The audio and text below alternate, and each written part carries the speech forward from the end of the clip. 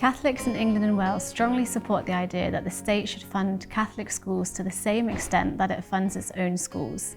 This allows parents to exercise freedom of conscience in their choice of school.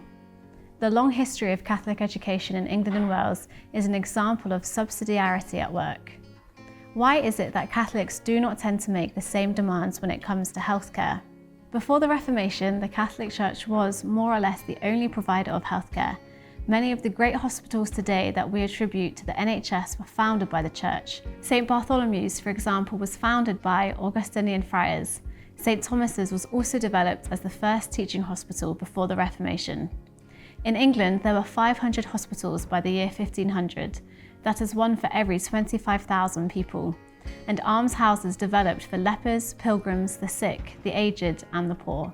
Although these developments were disrupted by the Reformation, in the following centuries, Protestant and Catholic Christians throughout the world made enormous contributions to the development and provision of healthcare over several hundred years. The provision of healthcare by Christians is a response to the gospel.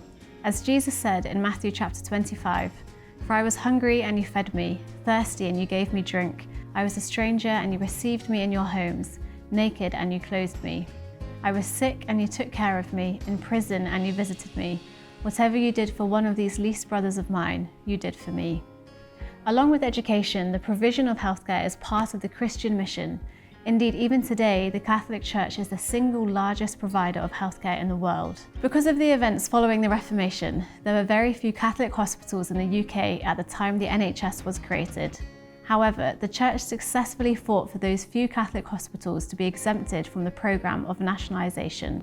Whilst the Church teaches that our human dignity demands that all have a right to healthcare, she does not teach that this means that it should be entirely financed and provided by the state, or indeed mainly provided by the state. The principle of subsidiarity in Catholic social teaching demands that the state should not do those things that can be done by other organisations within society, including the church, charities and civil society. In many countries, especially in continental Europe, there is considerable church, other religious and civil society involvement in the provision of healthcare. In countries such as Holland, there is very little state provision at all, though everybody has access to excellent care.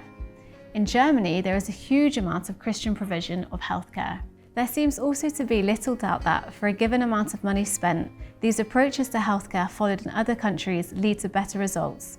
The principle of subsidiarity works in practice as well as in theory. In the modern age, perhaps the most important reason for following the principle of subsidiarity in healthcare arises from the intrinsic link between healthcare ethics and morality. Just as the Church believes that education is best provided by the Catholic institutions because education needs to be holistic and educate the whole person, surely we should have the opportunity to obtain healthcare that has as its focus the whole person and that is delivered according to a Catholic understanding of the human person. Decisions relating to healthcare are inseparable from ethics. The last chapter of St. John Henry Newman's book, The Idea of a University, is about medical education.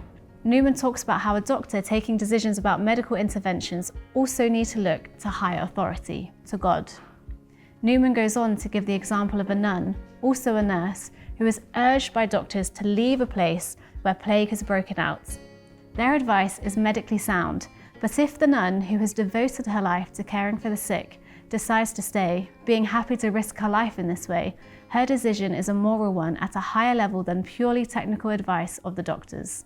This is just one example of how medical decisions routinely have ethical dimensions. Our system of provision can require people to pay for things they find morally repugnant, such as abortion services, invasive fertility treatment, and possibly in the future, euthanasia, and prevents them obtaining medical care delivered in a setting which is compatible with their conscience. Indeed, Catholic social thought calls attention to the person in his or her totality, physical, emotional, social, intellectual, and spiritual. The word health has its roots in the Old English word holth, meaning wholeness, being whole, sound or well. Healthcare should be about the whole person and not just about the provision of a technical service. Allowing people to choose healthcare delivered in accordance with Catholic ethical principles can help promote the common good. So perhaps the time has come for Catholics in the UK to make the case that the monopoly provision of healthcare by the state, in addition to its finance, is unsatisfactory from a Catholic point of view. We are not ashamed to do so when it comes to education. If the principle of subsidiarity were applied, those who choose Christian provision or other alternatives to state provision would receive the same level of financial support as they would receive if they used state healthcare facilities or insurance schemes. Other parts of Europe show that this approach, which combines the principles of solidarity and subsidiarity to promote the common good and human dignity, works.